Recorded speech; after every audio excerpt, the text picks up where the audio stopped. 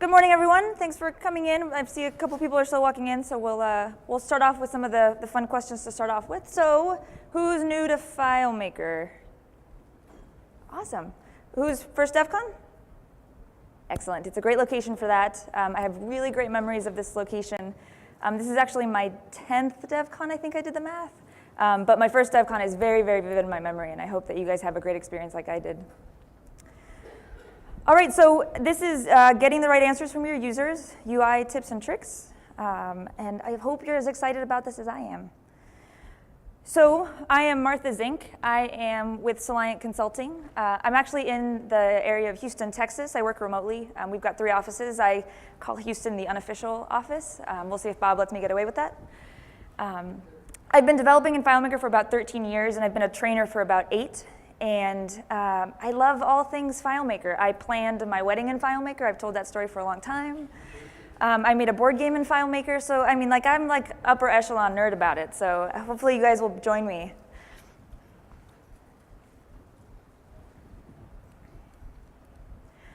All right, so when I started working on this presentation, I had my slides done. I showed it to a couple coworkers, and my coworker and friend Sarah Severson said, but why? Why do they have to care about this stuff? And I said, well, can't we just do it? Do I have to actually explain stuff? And she said, yeah, you probably should. So here it is. Why do we care about user interface? Why do we care about design? We care about it because it leads to success. The more we do this, the more that we talk to our users and understand what they need, the better result that we'll get out of it. UI focuses on what the user needs. It's not about color schemes and just being pretty. It's about understanding what the user needs and what they're going to get out of using your solution.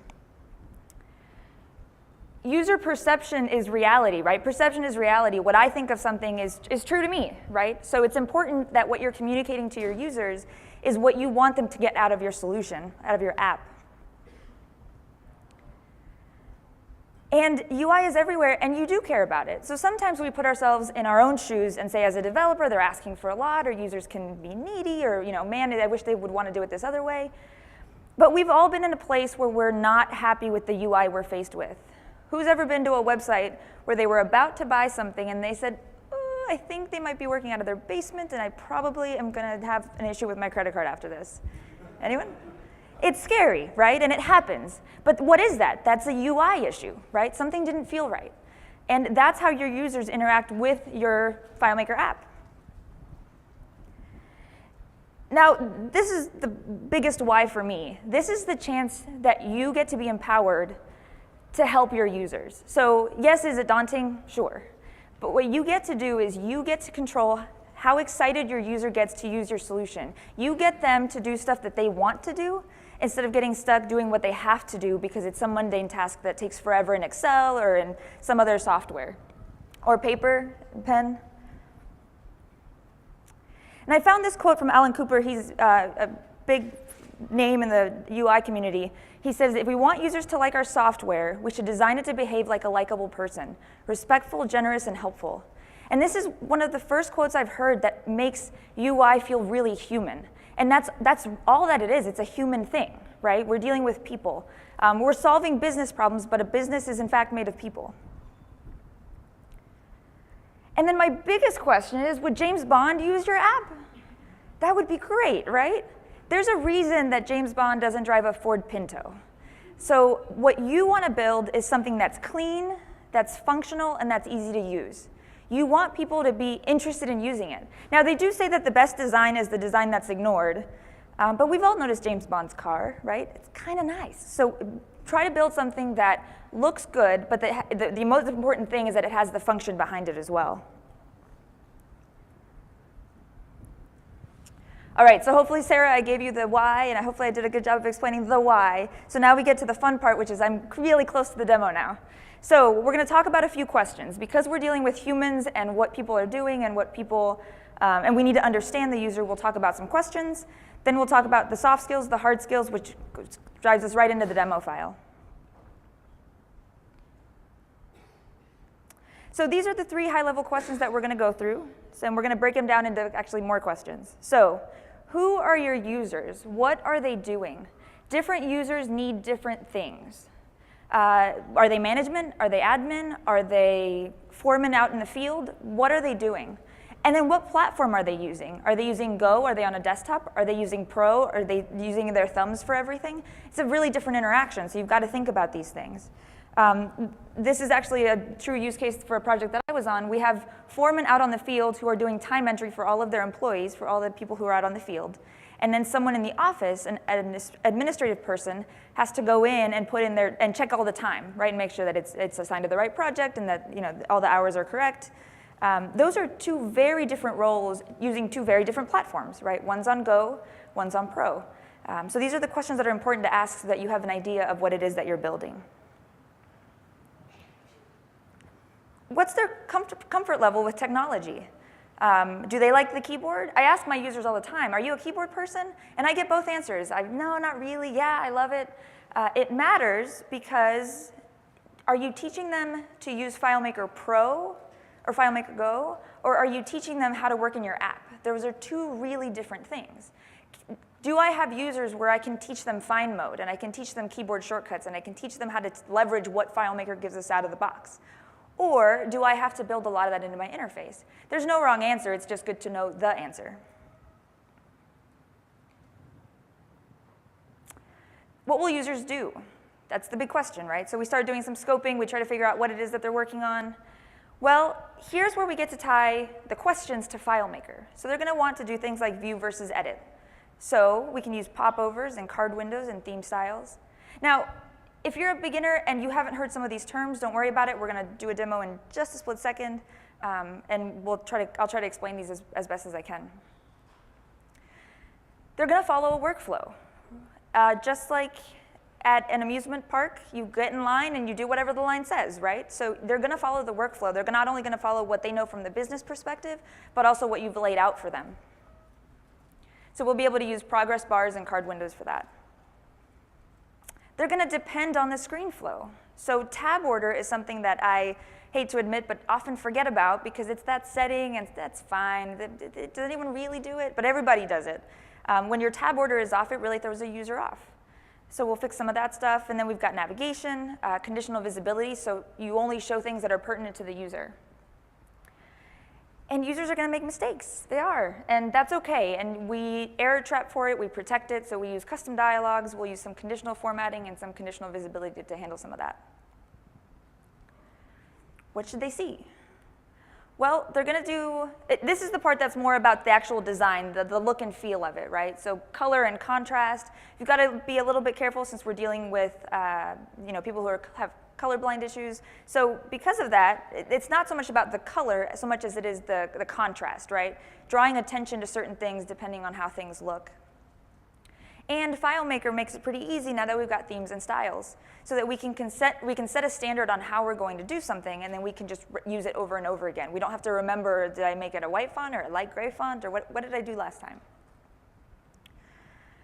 Consistency. This is my favorite and my enemy. It's hard. You get so deep into your development, and then things kind of jump around, or you're like, yeah, I'll get to it later. But consistency is one of the most important things. Has anyone ever been on a website where you click on a button, and then all of a sudden it shifts like 10 pixels over? And you kind of squint at it like, why did you do that? Can you go back? That's how I always feel about it. I'm a really judgy web user, as it turns out. But those things catch your eye, and they throw you off. For a second, you're disoriented all of a sudden. And it sounds minor, but it can really impact your workflow. And I was talking to Florence earlier, I don't know where she's in the room, and she made a comment to me which it was perfect timing at breakfast. She said that she doesn't have a lot of time to train people at her company because they're interns. Interns come and go, right? So there's just not a lot of time. They got a lot of work to do. So she tries to build things as easy as possible. And that's exactly what the whole point of this is. We want to build things as easy as possible because of whatever situation you have, whether it's interns or new users. Clarity, consistency, all those things are really important. So what shouldn't they see? So it's a simplified version of it, but there's kind of a lot going on. There's kind of colors and things aren't aligned, and there's like fields that are repeated and I don't know why, and some things are red, but I don't know why it's yelling at me. So there's a little bit of inconsistency here that can be really frustrating. Now, if you've been working in this for 10 years, yeah, no big deal. But what happens when you do get that first intern, or what happens when you do hand this to a new employee? they're going to struggle and it's going to be hard. And now, not only do they have to work on the business process, they also have to learn your FileMaker process. So we're trying to minimize that as much as possible. All right, so what skills do you need? When it comes to the soft skills, it's all about shadowing your users. It's about following them around and seeing what they do. If you ask somebody what they do versus see what they do, it's very, very different. And when you shadow them, you get to hear the, oh, not again, or it's going to take 3 minutes to load this thing. So those things are all really important because they define the pain points, right? They tell you this is something that's important to them. Be empathetic. It's hard to be empathetic at times, but our job and the thing that we're lucky to be doing is improving somebody else's work life, right? And we do that by being empathetic and trying to understand what it is that they're doing and why they're doing it and how we can make it easier. And it is about them, it's not about us. So we can grumble, we can have our moments where we're like, oh, this is really, I don't want to do it. But it's okay, we gotta remember that we're doing it for them. And in the end, some of my best moments are when clients come to me and say, this was so easy, can we do some more stuff? Or that report, it runs so much faster than it used to. So it's that kind of stuff that we aim for. And then the hard skills are the things that we kind of, I alluded to a little bit earlier, so we're going to focus on some of these different things that FileMaker offers us and how we can leverage them to get users to give us what we want, which is good data. All right, so demo time. I'm really excited to show this off. I will say that I am pushing the boundary a little bit here because I know that the class is slated as a beginner class. What I'm going to do is I'm going to ramp up. I'm going to start off with some simple examples. We're going to use some drop downs, and we're going to use some light conditional formatting. And every version is going to get a little bit tougher and a little bit tougher. And my goal is that you remember, hey, she did that thing with the thing. And I should probably look up that video again or go look at her demo file. Because I remember being a beginner and being very overwhelmed. And it was exciting when I could remember that I had seen a cool feature or something. So then it was great to just go find the file and start kind of digging into it. So hopefully you'll have a similar experience. All right, so let's get out of here. Let's get right into FileMaker. So I've got a pretty simple invoice details layout. I know I just talked about all these things about following the user and asking lots of questions. Let's pretend we did a lot of that. So we're just going to go and dive in and really get into the things we'd like to actually fix, right? Do a lot of your databases look like this? Invoices, just there's a couple line items. So the setup here is we've got customers. An invoice can have multiple, an invoice has one customer. A customer can have multiple invoices. A given invoice has multiple line items, and we've got products to choose from. So that's the structure here. Now, there's a couple of things that I want to fix. So why don't we take a look at how we're going to start here? And again, we're going to start small, and we're going to eventually change quite a bit here. So what are we going to do? Here's what we're going to do. We're going to make some cool stuff. So we're going to clean up the fields on the layout. We're going to fix the tab order. We're going to do some consistency checks. There are some things that are important, like, do you see the invoice field, how it's grayed out? That tells the user something, right? You can't modify that. That's what that feels like. So we're going to talk about, hey, for the customer, we should probably respect that same boundary and say, you really can't modify that name, so let's gray it out. We'll do things like add calendars. We'll add value lists, so we'll add pop-up menus so that you can see those. And then, again, we'll just ramp it up as we go.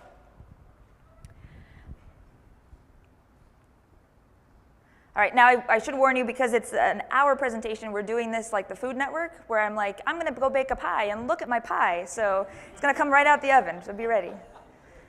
All right, so here we go. So we did a little bit of cleanup. So let me switch back here for a second. And notice my navigation, too. I've kept my navigation very consistent. Now, clearly, it's a demo. It's very contrived.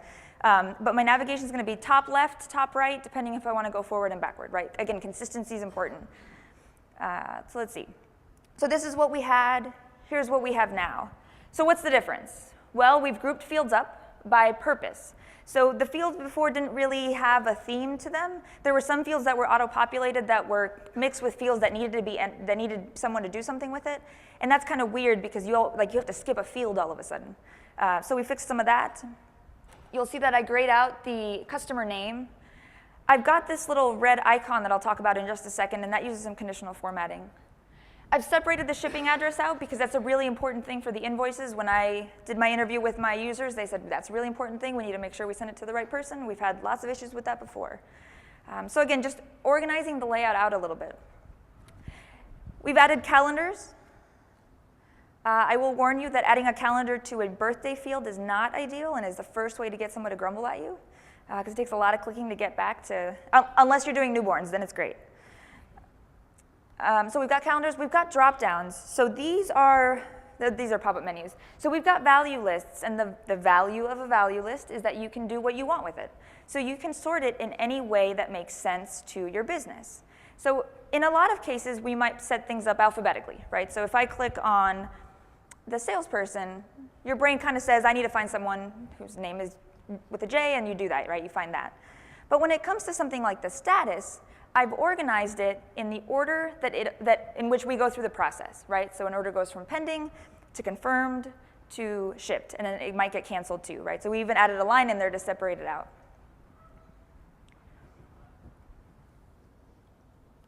And same thing with methods. We're not using anything alphabetical here. UPS and FedEx are our top choices on how we send stuff off. So we're going to put those at the top, then we'll do freight and so on. So again, you're prioritizing it so your users don't have to hunt and peck so much, right? There's a little bit of a learning curve there, but once they start realizing they use these things all the time, they'll always look at the top to go find it. Now we've got this little yield icon here, and I really like conditional visibility and conditional formatting, and here we're talking about conditional visibility. The idea is I only want to show something when certain things are true. And in FileMaker terms, you do the opposite. You say hide this when something is true. So in this case, I've made the rule that if the due date is before the date it was added, then we should see this little icon. We've added a tooltip over it, so if I just hover over it, it tells me exactly what I just said. The tooltip isn't the most common way these days. There's a lot of other ways to be a little bit louder. But what I like about this conditional visibility is that we have the chance to tell the user something, but we don't yell at them, right? So we've all gotten a custom dialog that we ignore. We all have a custom dialog that we're like, yeah, go away. And then we have the custom dialog that tells us we can't do something, and now we're stuck, right? This is a subtle way of saying, is this really what you meant to do? And depending on your business problem and what you're trying to solve, sometimes you're going to need this level of yelling, right? Just a nudge. Hey, is this what you wanted? So I think it's a great way of using that kind of tool. So let me jump into layout mode here real quick. So there's the field. Here's the tooltip. So in the inspector on that first tab, you're going to see the tooltip. So that's where you can put in what happens when someone hovers over it. It's a nice to have. And the place where I like this a lot is for navigation. If you're using icons for navigation, sometimes they're straightforward, sometimes they're not. So sometimes it's nice to just have a tooltip on there that says, go to customer detail, or wherever else you might be going. And then here on the fourth tab, we have the hide object when. So that object would always show on the layout if I had done nothing different. But I went in here and said, if the due date is greater than or equal to the date created. So in other words, if I created it and the due date is later, or today or later, then that's fine. That's normal, that's business as usual. But if the date's before, then go ahead and show this little icon. Don't hide it, basically, right? It's the opposite story there. Has anyone used this visibility calc stuff? Awesome. It's a great tool, isn't it? And now that we've got the layout object window, we can actually get through stuff, and it's been great. It's been a good tool for the toolbox. All right, so we've cleaned up our layout a little bit. We've got a little bit more organization. We can assume we've got a better workflow for what our users need. What's next? Let's do something with this address thing. By the way, I'm showing off my popover here. So I have an invisible popover. It's a the button that I'm clicking on, the what are we going to do button, is a popover, and I've removed the fill and I've removed the border on it. So this is kind of its own training tool, right? Can you imagine doing this for your users? Click a button and here's an overlay of stuff that you should look at, right? Number 1 is here, number 2 is there. So we're going to look at this shipping address and see what we can do with it. Look at my pie. So we've got the shipping address, and it's all grouped up, right? So let me tell a little bit of the story here. So when I create an invoice, so if I create a new invoice and I choose the customer, you'll see that their address automatically populates. And the assumption here is that that's like 90% right. Usually the address is right because we just ship directly to our customers. But what happens when the address isn't right? Well, someone needs to go change it, right? And we used to have those 4 fields on the layout, which were fine. But that's not how you're used to reading an address, right? This is, and I apologize, I'm using the US format here only. But this is what we're used to seeing. Okay, well, that's great. So now we make it easier to read it. But what if I need to edit it? Now, again, I made the point that we only edit it like 5 to 10% of the time, right? So I don't want to force that on you if you're not going to do it very often. So I'm going to hide it in a popover. So I've got this edit button down here. I've got another popover. We've got a couple of things here. On the right side, we've got the 4 fields, so that looked very similar to before. On the left side, we've got some buttons to help you out. Now and I modeled this after a client, actually. One of our clients, they ship stuff, tens of orders a day, and they were having address issues, and it was a big deal. And this is what happens. You go in here, and I need to fix this address. I put in 1823 Main Street. I get a phone call. I walk away for a second, and now I come back. I'm like, oh, great, I changed the address already, 123 Main Street, right? Did I? No, because it's actually supposed to be Houston, Texas, and I forgot. So what I want to avoid is having half good data, because half is not good enough, right?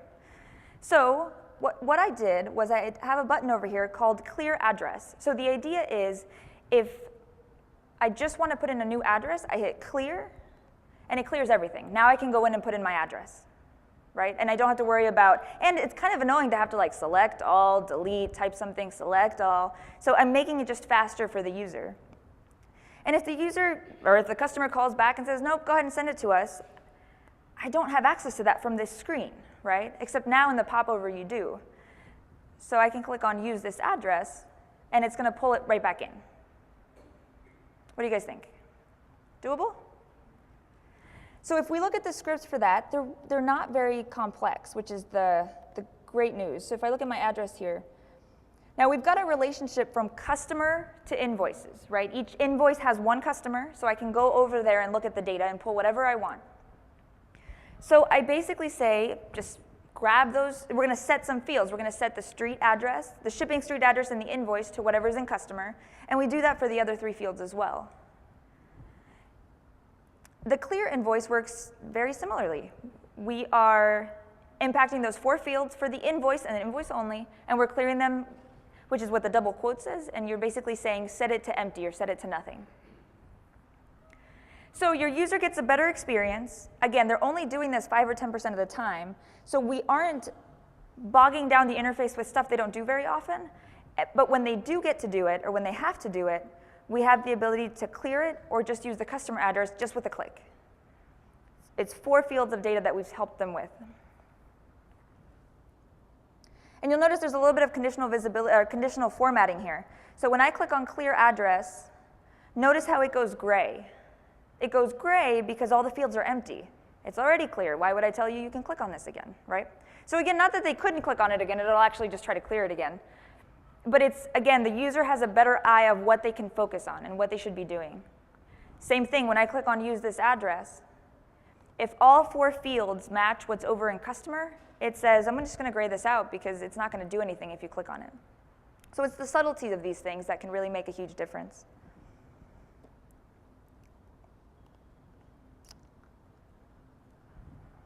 All right, so what's next, right? We're ramping up here. So we've got this customer thing. What if we used the new FileMaker 16 feature and we used a card window? Card windows are totally my new hammer for everything, so I've got to be cautious here. But they're great, and they're functional. They're easy to put together, and hopefully you guys will really start using them. So I say we use a card window as a picker. And why am I suggesting this? Because in here, I think I have 100 customers maybe. And it's still a pain to have to scroll through this to find who you're looking for, right? And here I'm in a lot of trouble if I remember their last name but not their first name. So this will work. There's nothing wrong with this method. But it can be intrusive to a user because I don't know their numbers, or maybe I do, right? So it's just something, it's a potential question to ask. So we are going to make a picker out of that. So let's jump over. So now I've completely removed the foreign key, right? So there's a number associated to that customer over in the customer table. I have to pull that in to tie together my customers and my invoices. And here I am hiding that ID. Now it still exists, it's still getting populated. It's important for me as the developer and for my data that those stay connected. But my user probably doesn't care about that number, so why do I even have to show it to them? Now I mentioned conditional formatting, so I'm going to make a new record for a second. There's my conditional formatting. If you haven't selected a customer, it's going to make it yellow, and it's going to show the tooltip, sorry, the text placeholder that says select a customer. The reason I did that is because it's not a very apparent button. But the user's going to go and click on it because they think they have to do something, right? I'm just kind of messing around with what that do something is. It's not just put in a date or put in a name. It's going to give you a new tool for that. So when I click on it, I get a card window. So what's a card window? A card window is a window within a window. It draws your attention to that part of the screen, and that's what I really like about this. It focuses you on something. Who's used card windows so far? Oh, do you love them? Yes, excellent. So I love them, and they're great, and what I like about them is how it really does draw your attention. So here, what I've done is I have a layout that's made out of it's a customer list view. I've sized it so it'll fit in my card window well, and I added a search bar in it. Now, the search bar is using a quick find. Now, a quick find is probably one of the most powerful tools for your users. Quick find users, anyone?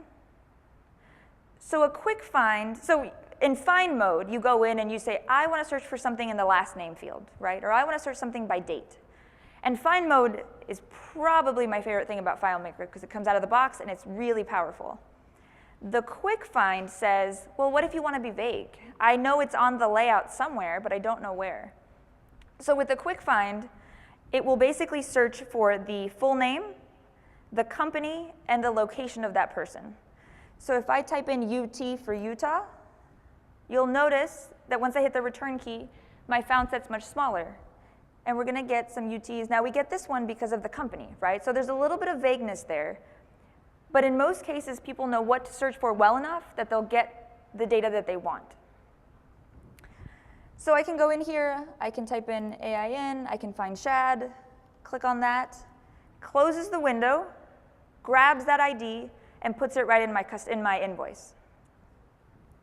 Now at this point, we're definitely at just above the beginner level. Our scripting is a little bit more complicated. We're doing some stuff with set variables. But it's a really powerful way to give the user what they need. So I'll pull up the script for a split second here. So we've got the open the customer picker. Now, actually, now that I'm looking at my script, that reminds me, you do have to be careful with features like this. So I was building my demo. I was like, this is fun. This is great. It works.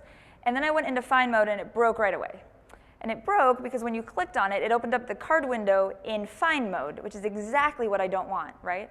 So I actually had to put in the script in here, say, if the user's in find mode, just take them to the full name field because they probably clicked on this to search on the full name field. So again, so this is one of those places where you've got to think about what will the user do, right? And as much as I want to say that was their mistake, it was totally my mistake for not thinking about it, right? Because find mode and browse mode are very, very different animals. So I'm going to ignore this find mode stuff for just a second, but down here we're making a new window. We open up the customer list card window. It's set up as a window style of card. FileMaker will do all of the centering and resizing as long as I let it. I wanted it to be a certain height, so I did set that. And then once it went to that layout, I showed all the records, I sorted them alphabetically, and I went to the first record just so that it takes you to the top. And then I go straight to the search field because the user doesn't want to have that popover open. The first thing they're going to do is start typing to search, right? That's exactly where their hands are going to go. And they would get really mad if they get that enter a field to type please error message. So once they've done that, the search goes through and uses the perform quick find. Now this script's a little bit complex because I'm using the same script for a product picker that we're going to end on. And I'm using it for the customer here. But in concept, what it's doing, it's saying, look, if the search field is empty, just show all the records, right? Because they emptied it, it means they want to see everything. If it isn't empty, so if that global field is not empty, that search field isn't empty, then perform the quick find based on what they typed in. And then from there, we sort the records. and then we just go to the top of the found set. And then to select the customer, we're going to grab that ID for that customer, right? When we picked it originally, we had a customer ID we had to memorize. And if you haven't used variables, it really is like having a sticky note. So if you had to do this manually, right? If FileMaker gave you all the visuals but didn't do the work for you, you would open up the card window. You would say, oh, it's customer 123. You would write it down. You'd close the window. You'd go to the invoice. And you'd say, what was my sticky note? 123. OK, let me put it in there, right? That's kind of the translation of what we're doing. The variable will do that for us. We say, hey, hold on to this for a minute. And then closes the window, sets that field to whatever was over there, and then poof, it goes away. So it's a very temporary way of holding data, which is nice.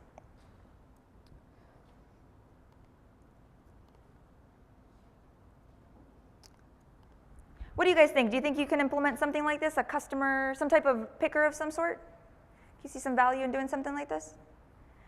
I think what makes this so magical is the fact that I have now opened up searching to my users. So I would like my users to just know everybody by number, and that would be great. It would save me a lot of development time. But they don't, and it's not realistic, right? If somebody asked me to do things by number, I'd be pretty frustrated.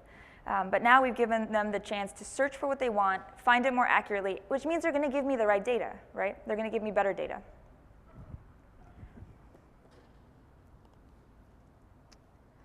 And then I added this clear button here. I was debating on whether to even include it or not. But in my mind, maybe it's a business practice where it's OK to have an invoice without a customer for a little bit, right? We're still trying to figure out if they're shipping it to warehouse A or warehouse B. There are different customers in our system. Let's just hold off for a little bit. And again, it was the idea that people are going to make mistakes. Users make mistakes. So we want to give them an out. So that's one way of doing it. There are plenty of other ways to do it, but I thought that was the simplest, to just have a button for them. And I talked about the find mode thing quickly. If I go into find mode and click inside of customer, I can now search for something, which I'm not going to find anything. Let me add them back. So if I go into find mode and type in a customer, then it's going to show me that record because I was actually searching on that related full name field.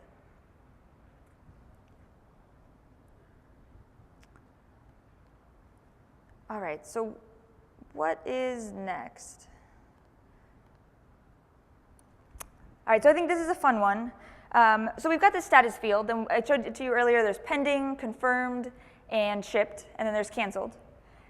And the assumption here is that there's only 3 options or 4 options here, but in some cases you might have a very long process that something has to go through, right? It could go through multiple approvals. It could go between multiple departments. There's a lot that could happen. So what if we gave our users more information? So let's step away from getting data, and let's help our users understand what they're doing. Let's help them with their job. So it's probably like the least exciting thing because it's just a little icon that has an eye on it. But when you click on it, you get a popover. And now we have educated our users with information about where they are in the process. So let's go back to the intern example, or let's go back to an example of new users, right? I'm still learning the business. I'm still learning the database. And look, now I can have a popover that when I care about it, when I want to see it, I can open it up and see it. Now, if I'm a seasoned veteran at this database, I may never look in here, right? But we need to know our audience. We need to know who we're working with. So we've got a couple of things happening here. I'm using a button bar to get this done because button bars are easy to manipulate. A button bar is a collection of different segments and different buttons that can do anything you want them to do. These buttons do absolutely nothing, but they look nice. So I've got a button here that says pending, a button that has confirmed, and a button that has shipped. Then I'm using conditional formatting to say, depending on the actual status, let's see what we see, right? Let's see where we are in the process. So if I go in here and change the status to confirmed, now it's moved on. And then shipped again, great. And then there's canceled, right? There's always one thing that doesn't fit the mold.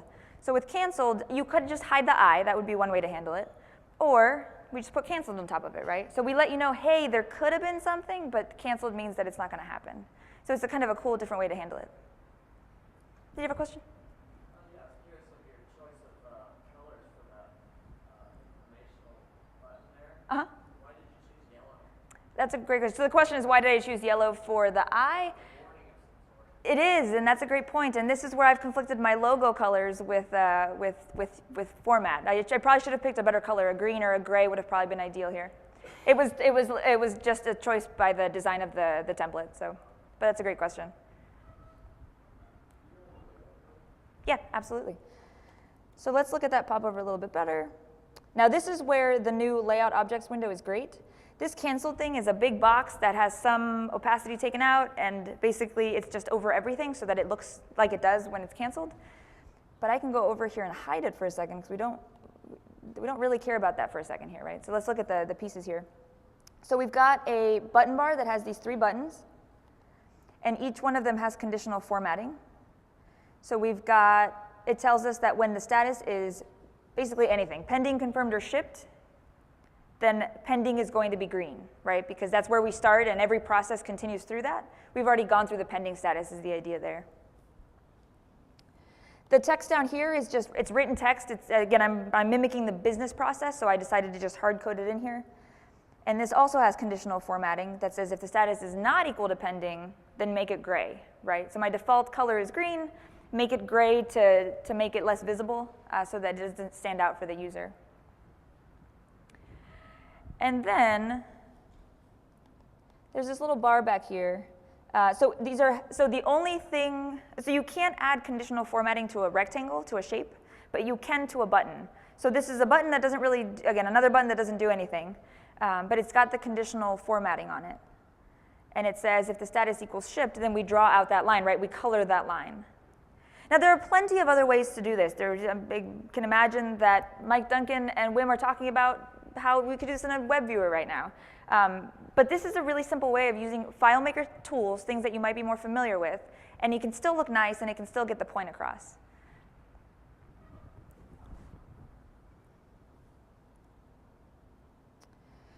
And there's no scripting here. It's all visual. It's all just, it really is putting all the objects on the layout, laying them out in the right place, and then just using conditional formatting to make things stand out as you change the status. Cool stuff? All right.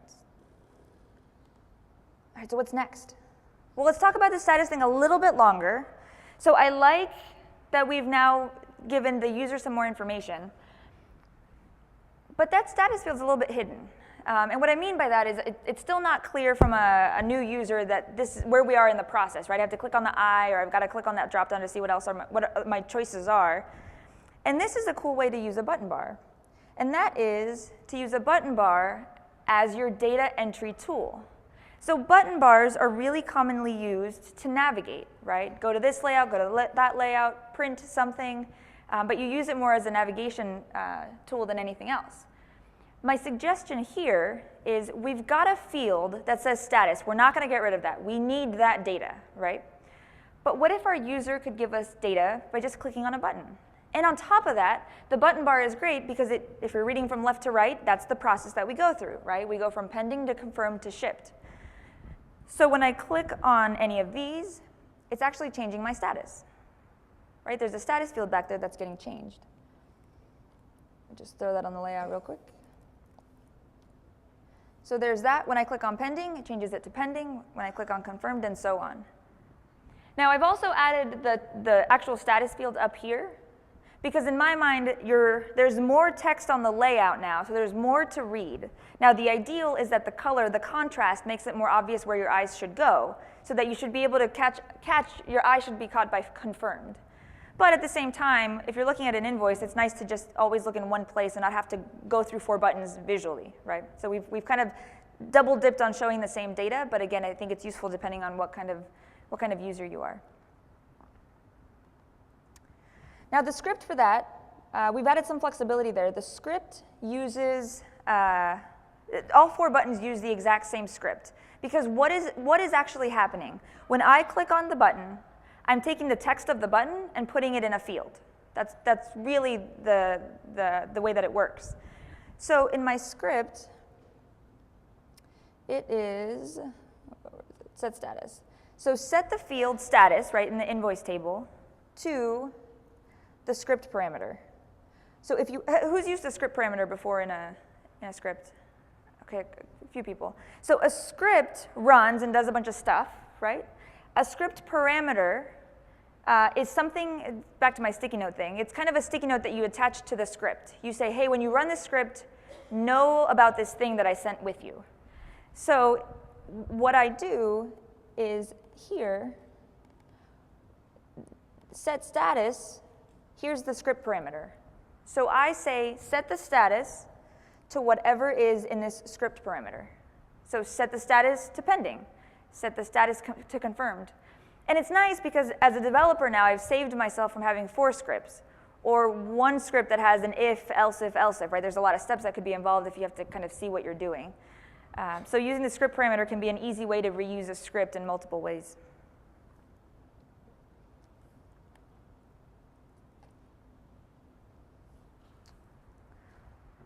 All right, so we've got the status bar. So now we've got probably my favorite thing, which is the product picker. So the way that this is set up is normally I would go down to the bottom. Again, now I've had to train my users that this ID thing, don't worry about it. Just click on it and pick the thing. Don't worry about it. Because they were like, what's 107? I don't understand what that means. So it's a little bit of a training issue, and then they can go in here and populate the rest of it. But again, the searching becomes difficult, right? What if they want to search for the word knife, but really everything starts with something else, like 8-inch knife isn't going to find me knife, right, if I try to type ahead. So let's do a product picker. And let's also do a customized message for that delete button. Because right now, if I click on this delete button, it says permanently delete this related record. Now, there are 2 types of users. The users who go, okay, whatever, just delete it, I'm sure I clicked the right thing. And then there's the other user that goes, I need to call my developer because it's broken. I don't know what a related record is, but this is not going to go well. So we should probably alleviate some of that stress that we just caused to our user, and we can use something that's a little bit more user-friendly and that uses the right terms, right? It should say something like delete a line item, right? Because that's what they're deleting. That's what they're used to seeing.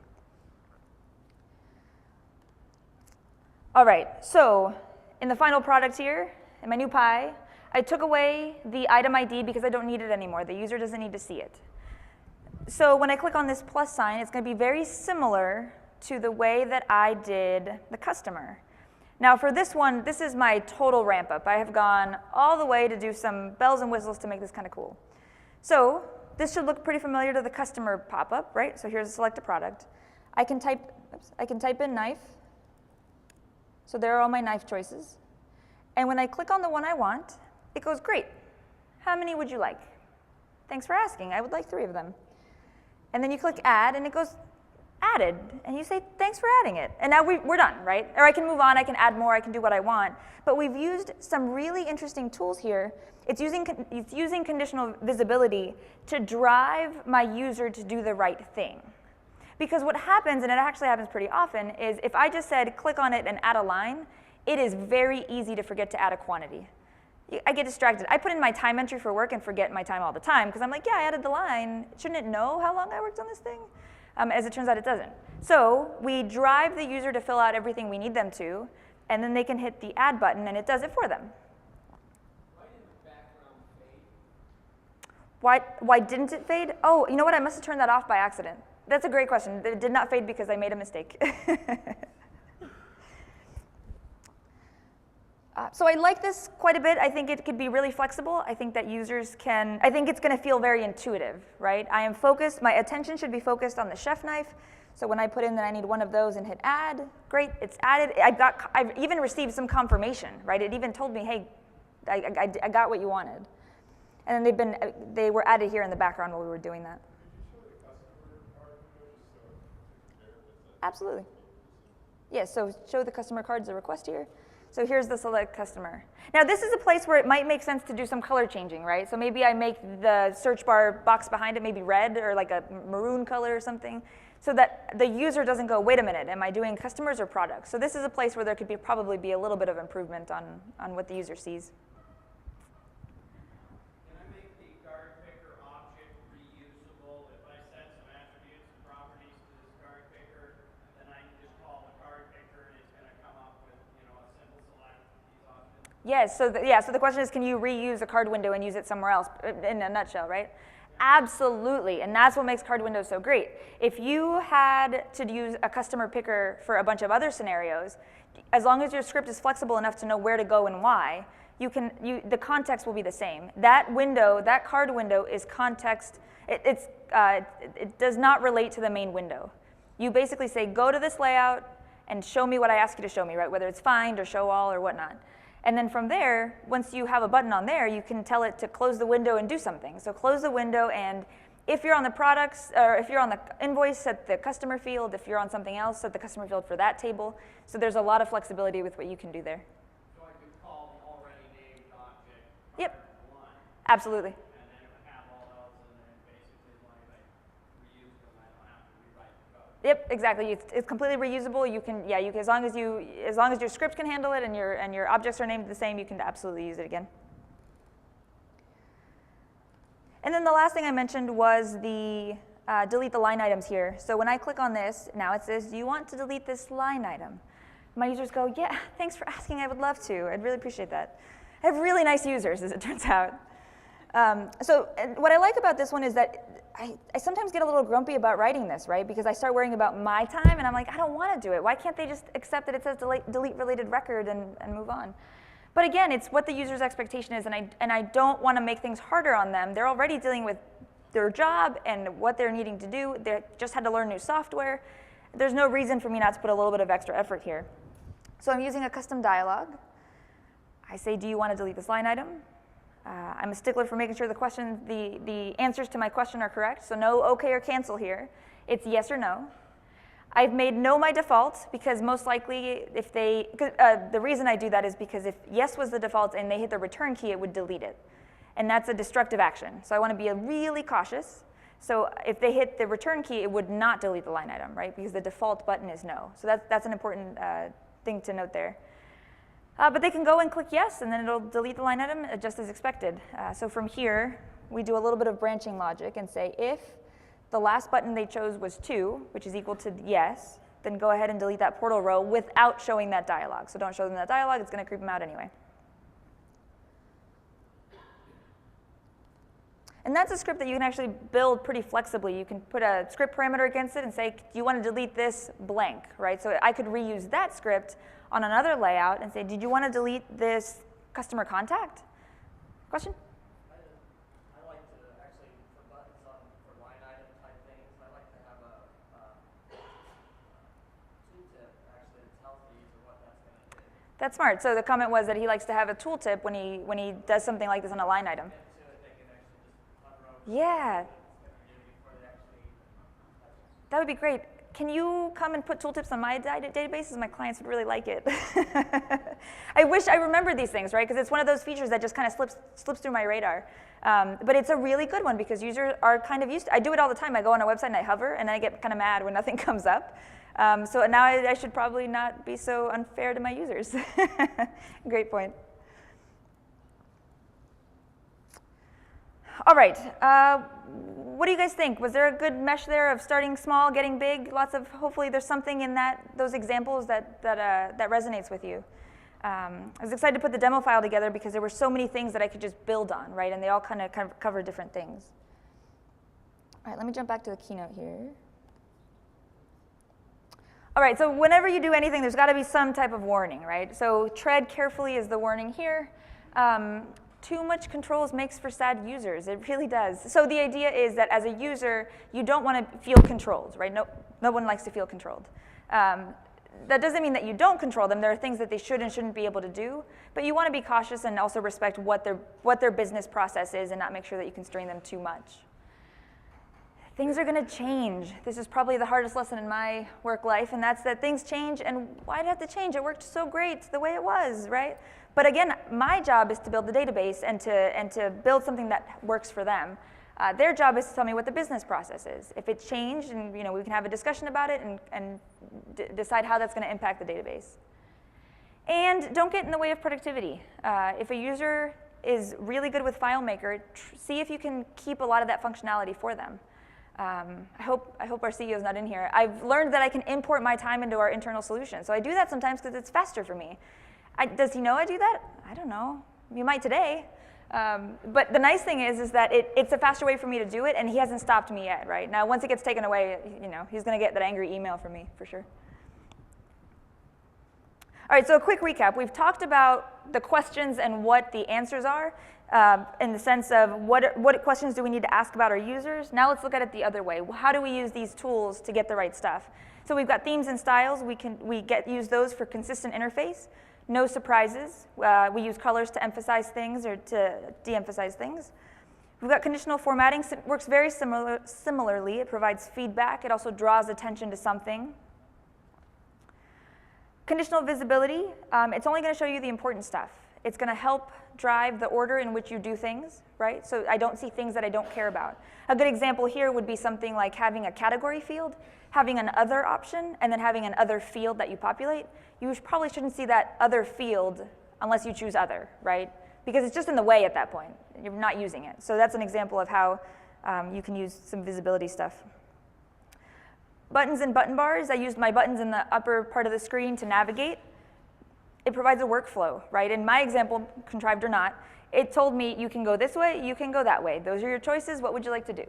And in some cases, you need more variability than that, right? You might have a main screen that says, take me to the dashboard so I can decide out of many more options what I want to do. Custom dialogues, they provide feedback. They yell a little bit, which is probably okay, and they give you the proper choices on what needs to happen. Card windows, my new hammer for everything. It focuses the user on something, and in this case, we used it as an edit mode, right, for the address. We only edited through that popover, right? So it was a way to get something off the screen, and then we only used it when we cared about it. So what are the next steps here? So you're going to keep on keeping on. So get inspired. You're at DevCon for another couple days here. There's some really great presentations. There's a lot of knowledge to take in from all this. Help your users. Think of this as a chance to figure out how are you going to make your users' lives easier. And if you're your own user, even better, and it'll be great. There are a lot of resources out there, so I've pointed out some up here. We've got the FileMaker community. It's free to join, and people spend so much time giving their time to answer questions. It's a really, really kind community for sure. There's the FileMaker training videos that you saw that came up in the keynote. I think those are coming out soon, so keep your eyes out for those. There's going to be a lot of helpful material there. The FileMaker help is great. However, I usually use Google to get to the FileMaker help. So my search is always FileMaker space and then whatever my problem is. So I would highly recommend that. And then a little plug for Soliant here. We have a blog and YouTube videos. The Soliant TV is near and dear to my heart. I love to make the YouTube videos about new features or something that I think would be useful to developers. If you have requests, I'm more than happy to take them. I'm always trying to come up with good, new, useful things to teach. And then DevCon. DevCon should be your biggest inspiration for this week. Talk to your neighbor. Make sure you get a card from somebody. There's a lot of people. You'd be amazed at how many people talk to people that do the same thing and how many different approaches you can take on this stuff. Questions? Questions? And we answered some on the way there, so. Is any of this available as a demo file? Yes, I will be sharing the demo file for sure. I will be updating it sometime soon. So the next slide shows you the link for the speaker updates. So I will definitely share the file. If you give me 1 second, we're going to hand you a mic since the session's being recorded. I don't know. It might be on the bottom. Hello?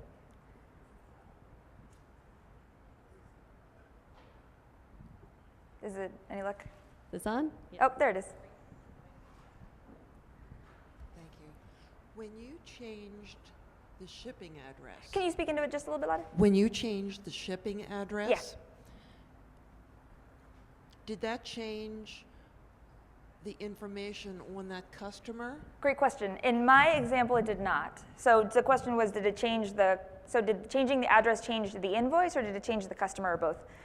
In my example, I'm changing just the invoice. So in my mind, it's the customer's address is still the customer's address. Here, I just want to change it for this one-off scenario. But you bring up a good point. And if, as a user, you were to ask me that, because it's something that happens, then we'd probably have another button that would be conditionally visible that would say if the address is different than the customer address, say, uses set as default address.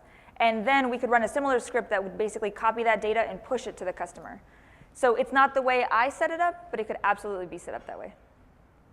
Great question. On the completed status bar button, you had the shipping pending, and you performed a script to fill up that field at the top that displayed the status. Yeah. My instinct would have been to put a calculation in that field that displayed that information. Is there a reason why that's not possible? Let me pull it up real quick, and maybe you can show me what you're talking about. You're talking about this right here? Yeah, that one there. So that's a merge field. Merge fields are basically, you might be familiar with it from doing Word documents and trying to put in an address or something.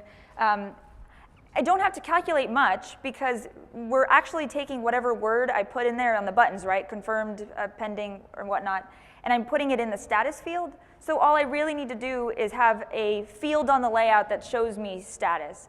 I could equally have just put a status field up here and then formatted it differently, and it would have been the exact same thing.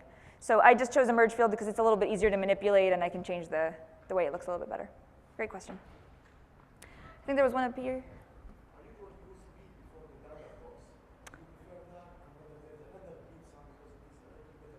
Yeah, so the question is, he likes to use beeps. Are there other beep choices? And it's annoying. The beep is annoying. So I think the great thing is the beep is annoying, so it draws your attention to it. As far as I know, there are no other sounds. And I like that. I like that you kind of call the attention out. And we're used to seeing that, right? You're not breaking any expectations there. There are plenty of times my computer yells at me when I do something and a dialogue comes up. So, but I don't know of any other ways to change the sound there. Any other questions? All right, well, I'll be up here for a little bit. I'm happy to take some any questions or comments if you have them. Thank you again for coming. There will be session updates. That's a question earlier. Thank you for your time.